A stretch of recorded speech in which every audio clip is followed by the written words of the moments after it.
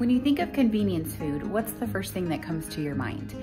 For me, it's food that I can quickly fix for my family. The problem is usually convenience food means unhealthy food, because if you can buy it in a package or some drive-through, then it's probably not the best for you. And so my goal with canning this week has been canning some convenience foods that can help us on those busy nights when my kids have sports, or we have other church activities, or we know that the next morning we have an early start. School is about to start next week.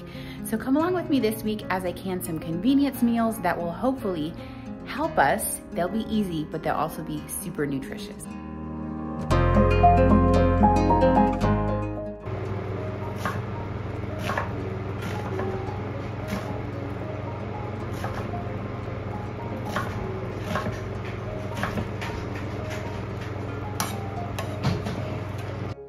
Hello friends, welcome back. This is Sarah from H's for Homestead, and I'm really excited about this week.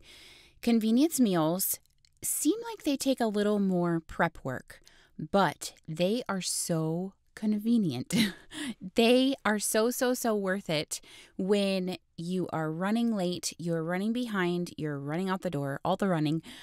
You can dump something in a crock pot. You can quickly put something together healthy for your family. All the prep work has already been done. So the beginning of this, I am just showing some serious prep work. This is actually the night before I'm going to start most of the canning things. There are a couple of things I am doing with this video. This is French onion soup that I'm working on all these onions for. We also are going to do a chicken pot pie base, and then I'm going to show a maple onion jam, and then also how to make bone broth, a couple of bone broths that are for the French onion soup and the chicken pot pie base. So I'm excited about that. I will tell you that chopping all of these onions, not really exciting. I did not love it. Actually, I have a fan running, and the fan is blowing across the onions to try to help my eyes. I do think it helped, but still, by the end, my mascara was everywhere. So anyway, chopping lots of onions, that's what we're starting with today.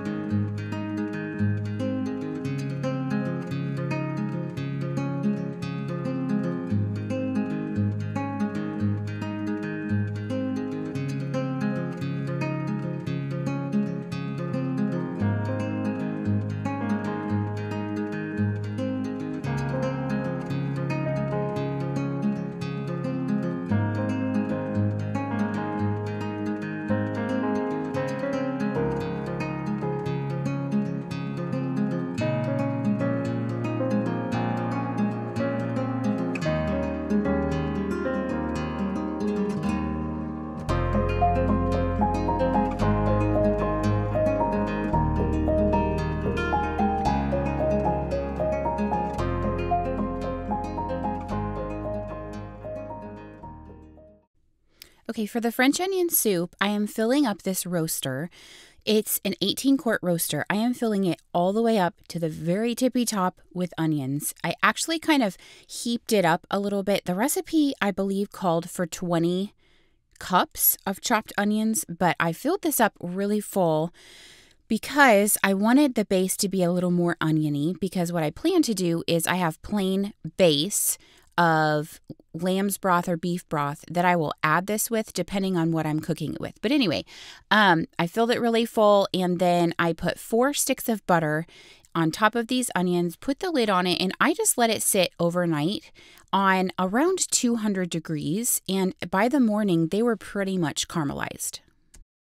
Every time we have a chicken, or we eat a whole chicken, or even chicken wings or chicken legs, we always just take the bones. If I don't have time to make bone broth, throw it in a baggie in the freezer and label it. I also have some chicken feet. Believe it or not, it is extremely healthy and it makes the best broth ever. So I stuck all of those bones into my roaster and filled it all the way up with water and let it cook overnight. I actually did the same thing with these lamb bones. I filled it with water in my Instant Pot. I'm going to use lamb's broth instead of beef broth for my French onion soup, and so I'm getting that going. Everything's going overnight. Next day, I pulled out some of the caramelized onions from my roaster to make this maple onion jam. And I will share a link to where I originally found this recipe, but I'll just speak it out here so that you can see what I'm doing. Obviously, I spilled a whole bunch of sucanat, so I kind of guesstimated and poured some back in the jar. Don't do that. Don't be like me. But it's around 10 pounds of caramelized onions, 2 teaspoons of minced garlic, a cup of sucanat is what we use in place of brown sugar, but you could also do brown sugar if you'd like, 2 teaspoons of cardamom, half a teaspoon of pepper, 2 tablespoons of apple cider vinegar, 1 tablespoon of salt, and 1/4 of a cup of maple syrup. So add that all to this pot, and then you really want to cook this until it reduces like about 1/3 of the way down. It gets really thick, and you can base this on the texture that you want, but just cook it down low and slow on your stovetop or wherever. And I like to put this in 1/2 pint jars or 4-ounce jars, depends, and water bath it for 10 minutes. So it was a really actually simple, since I caramelized the onions overnight in the really large roaster. And maple onion jam is one of those things you could put it on burgers. I saw where I originally got this recipe, they put it on BLTs. They put it on chuck roasts or pork loins or pork chops, or like let your imagination run wild. I find that when I have something like a condiment that is really special and almost feels, I don't know, a little exotic, it can take something simple like grilling some meat and just really elevate it and make it feel nice and special. So I'm imagining like pork chops with this on top and maybe some sweet potatoes and a salad or some roasted broccoli. Oh, sounds so, so, so good.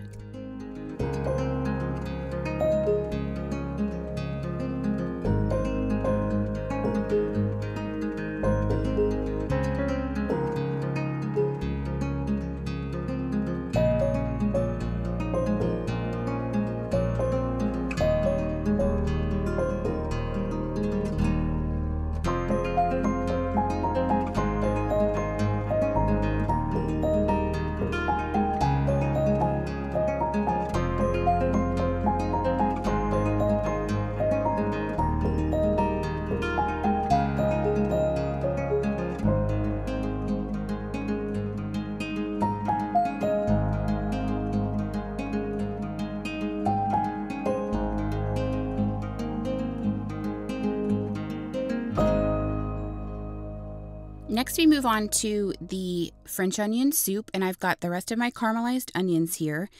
And since I pulled from these around 10 ladles full or 10 cups, since I was doing 10 of the 1/2 pint jars, I think it's just all approximate. You can have more, you could have less. Just go off what you feel is best if you like your French onion soup to be really oniony or more brothy. So to that, I already added my butter to cook the onions overnight. The seasoning that I added is salt and pepper and thyme to taste. And again, I will post the link to the recipe for this. 1.5 tablespoons of sucanat or brown sugar, 2 cups of chicken broth. Now, the original recipe I found this from called for wine, but we didn't use wine, so I used chicken broth instead. 2 tablespoons of Worcester sauce. You guys are trying to teach me how to say that. I had like 2 people from England say it's Worcester sauce, and then another person said Worcestershire. So the English people said just Worcester with no sauce. Anyway, we're just going to say yes, 2 tablespoons of that stuff. 1 tablespoon of liquid aminos, which is like a soy sauce alternative. 2 tablespoons of balsamic vinegar, 3 bay leaves, and then 2 large garlic cloves minced, and then 2 gallons of beef broth. Now, I used lamb's broth because we butchered our own lambs and I had their bones, and I kind of feel like it definitely makes good broth. I was not a fan of it in this recipe. I'm just going to say, so I'll be brutally honest with you. I was not a fan of the taste of this. I think that lamb has more of a taste of pork. So this really needed that like amazingly delicious beef broth taste, and it just did not have it. Anyway, so if you do this, use beef broth, not lamb's broth. It will still work for all the things I'm hoping to use it for. It will be a great meal starter. You can eat the soup obviously by itself, but you could throw it over pork roast. You could have little beef tips and add a little flour, thicken it up, serve it over noodles, serve it over rice, serve it over mashed potatoes. The options are endless. So I canned that, pressure canned that at 60 minutes, by the way. My kids moved on to the next thing actually and helped me out here and peeled potatoes and carrots. They're amazing. I took the investment, $10 and bought 5 potato peelers or, peelers. And all 5 of my kids I'm telling you, they can get the job done so fast. So for this is our chicken pot pie soup base. And here are my thoughts. You're going to have to hear me out. Every chicken pot pie recipe, canned recipe that I find has the chicken already in it, which I love, and that would be super convenient. But I did not have the time. My potatoes were going bad, so I had to do something with them. But I also don't have a ton of chicken right now. We are hoping to get more meat birds, and so we will have the possibility of lots and lots of chicken in the future. But for the time being, I don't have it. So what I'm doing here is just putting my onions, my carrots, my potatoes, my seasoning, and then my chicken bone broth in these jars. Our favorite chicken pot pie recipe is from Farmhouse on Boone. I'll leave a link below to that. But seriously, the best chicken pot pie. It also has peas in it and chicken and cream. So what I'm leaving out is the peas, chicken, and cream, and then the flour to act as the thickener. So here's what I plan to do. I am going to drain off the chicken broth when I'm about ready to use it. I'm going to drain it into something and save it.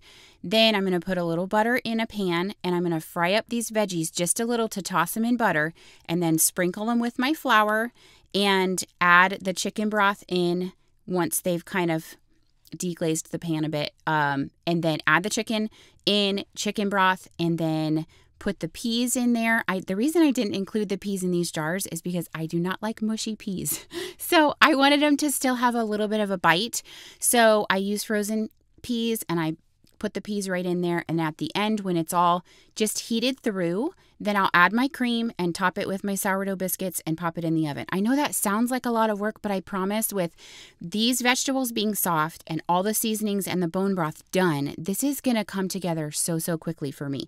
So in each jar, I actually am putting like 1/4 of an onion because these onions are ginormous. And then 2 carrots, and then as much potatoes as I can fit to fill the rest of the jar. And then for the seasonings, I put 1/2 tablespoon of parsley, 1/2 teaspoon of garlic, 1/4 teaspoon of pepper, 1/2 teaspoon of onion, and 1.5 teaspoons of salt. I know that seems like a lot of salt, but I don't salt my bone broth, and so it really just needs it.